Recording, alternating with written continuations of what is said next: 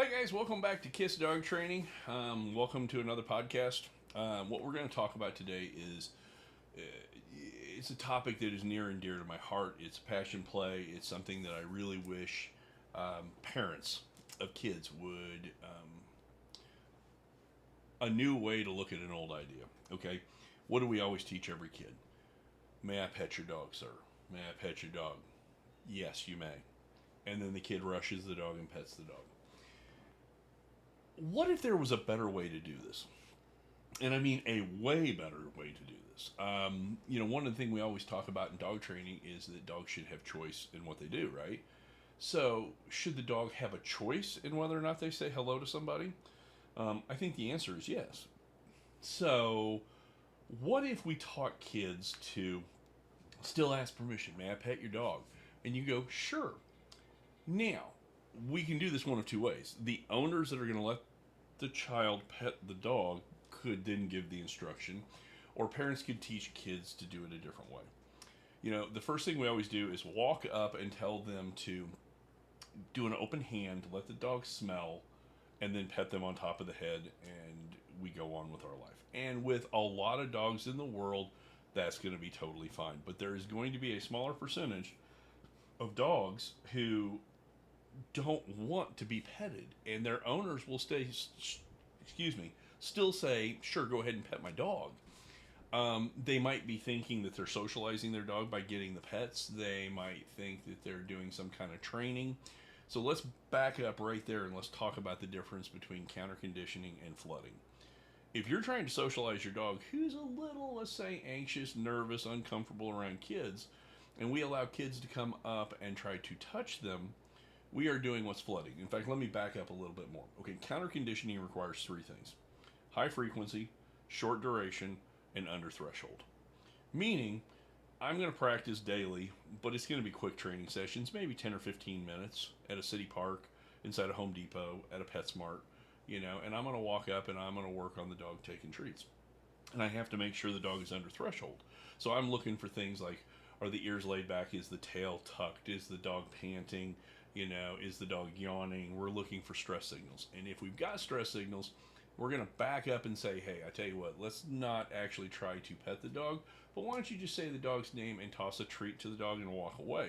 That way we've still rewarded the dog for being around people, but we're not pushing our luck in trying to flood the dog, which is the other example, okay? So if counter conditioning is high frequency, short duration, under threshold, flooding is I'm inconsistent, so I feel guilty, so I'll train longer and I'm going to see how close I can get to the scary thing so that I'm really training my dog. Well, really what you're doing is you're teaching your dog to practice the bad behavior you don't want. So now that we've talked about that, let's go back to the idea of kids petting a dog. So I'm going to take it from the angle of the handler, the person with the dog instructing the kid. Kid walks up and goes, hey, can I pet your dog? And you go, sure. But here's the deal. My dog has to agree that he wants to be petted. And the kid will look at you like you're crazy. And I'll say, here, it's really simple. Here, I'm going to hand you a treat. And I want you to say my dog's name a little bit.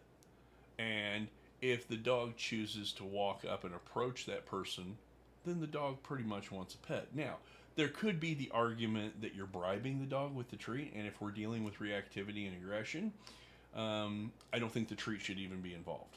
Okay? And I wouldn't even start at that angle. I would start even further back.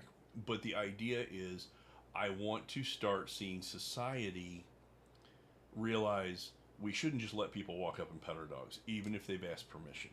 It should really be, may I pet your dog? Yes, you may. Go ahead and just stand there. And if the dog chooses to walk up to you, go ahead and pet them. And if not, the dog's just not feeling it today. And we can start teaching kids that not every dog wants to be petted. And what do we need to do in the idea to help that along?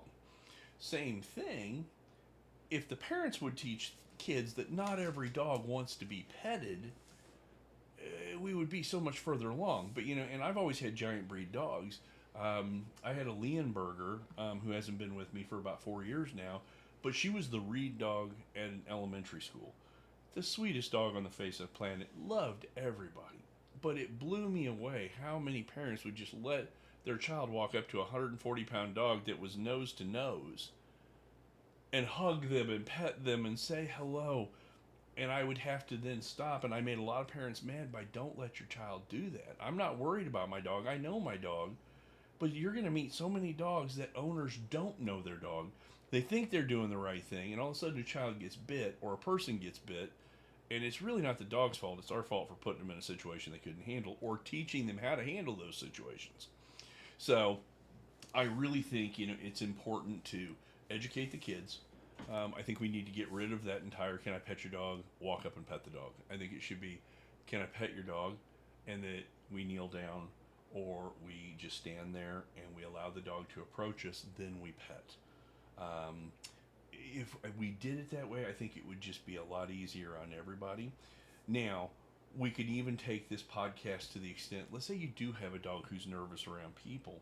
I always start with the name game. I kind of described it earlier, where I will walk up and say, hey, I need you to help me out here. Here's a treat.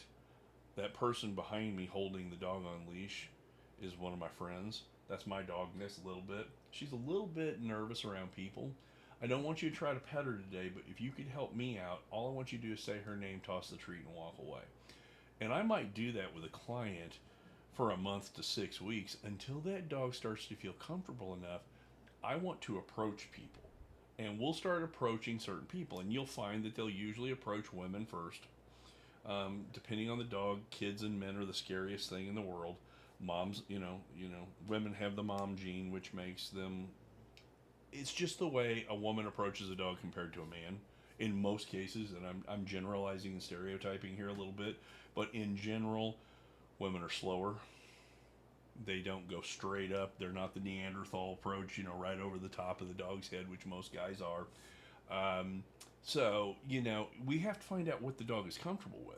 Now, if we've had a puppy since day one and we socialized them and they're just gregarious and they love everybody, it's not going to be a big deal. But if a family went to the shelter and got a 2-year-old dog who was a stray the first year and a half of his life and spent the next 6 months in the shelter, we're going to have to do some doggy detective work and find out how the dog does with people. And then we can kind of start a remedial kind of socialization rules and routines of how it's going to happen. And you may have a dog that just flat doesn't want to be petted by other people, and I think we need to, as a society, be okay with that. If my dog doesn't want to say hi to people, and my dog doesn't want to go to the dog park with me, and my dog doesn't want to be out in public but is awesome inside the 4 walls of my house and loves me to death, and we get along great, and I've got management techniques, it's time that we start looking at dogs as not, dogs as a subgroup, but a whole bunch of different personalities that make up the subgroup of dogs. We can't assume they're all friendly and they all love people, because they don't. Not all dogs like to be petted. Not all dogs like to be hugged. Some dogs don't want to be touched. And some dogs aren't comfortable around kids. Or maybe it's baseball caps, or it's sunglasses, or it is pizza delivery guys, or it's the UPS driver. It's our job as owners to, one, figure out the triggers for the dog, and then maybe get professional help with a dog trainer so that we can do counter conditioning the right way and we can help our dogs. But I don't want to get too lost in the woods. The entire idea of this podcast was, is asking permission to pet enough? And I don't think it is. I think we need to rethink that, and I think it needs to be, may I pet your dog? Sure, but the dog makes the final decision. Go ahead, her name's a little bit, call her over to you, and if she decides to come to you, she's okay with being pet. But if she doesn't, if she stands right by me, I have to be brave enough to tell that kid, yeah, a little bit's not feeling it today. We're just not going to do that today. Which is going to make the kid sad, but I would rather have sad kids that understand body language than I would kids who get bit or scared or nipped at or whatever the terrible thing that might happen. So it's kind of a complex topic. If anybody's got any questions, throw them in the comments, shoot us an email. If we need to do a part 2, part 3, let me know if anything I said was a little confusing. Once again, this is Mike with Kiss Dog Training. You can get a hold of us at the office, 913-269-7595, or you can email us at info@kissdogtraining.com. Come back later. I think this was the second podcast I did today, so I should at least be on time for 2 months. and we'll come up with another topic. And please send us the emails on the topics too, because we'd really like to know what you would like us to talk about. Thanks a lot, guys. Have a great day.